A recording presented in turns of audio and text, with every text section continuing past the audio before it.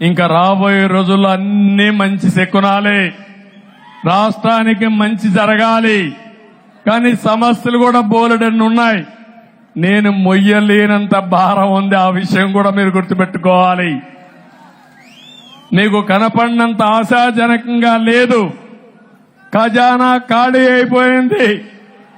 అప్పులు విపరీతంగా చేశారు. చాలా మంది అంటున్నారు, నువ్వు ఎట్లా చేస్తావు, నీ దగ్గర డబ్బులు లేవు కదా అని. ఉన్నదే నాకు మనో సంకల్పం, మనోధైర్యం. కష్టాలున్నాయని పారిపోయేవాడిని కాదు.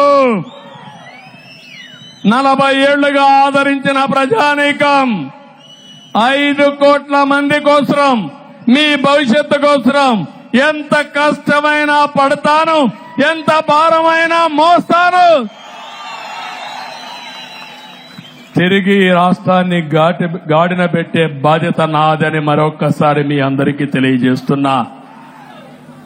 ఒక పక్కన నిన్న మొన్న నేను గాని మిత్రుడు పవన్ కళ్యాణ్ గారు గాని మొత్తం ఒకసారి చూసావు లెక్కలన్నీ.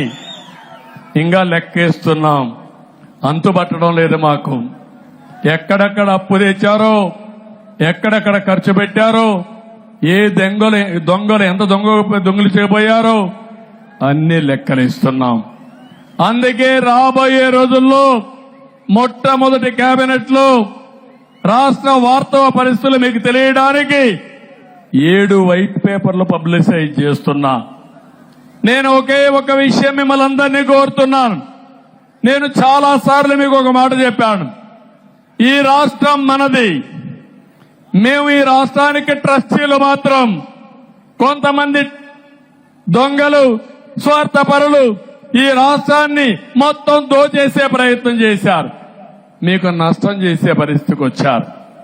అయితే మీలో చైతన్యం వచ్చి రాష్ట్రాన్ని కాపాడుకోవాలని నిలబడి మొన్న ఎన్నికల్లో ఊహించిన విధంగా చాలా మంది ఎన్నికల ముందు భయపడ్డారు. కానీ పోలింగ్ స్టేషన్కు వచ్చిన తర్వాత ఒక సైలెంట్ రెవల్యూషన్ వచ్చింది, పెద్ద ఉద్యమం వచ్చింది.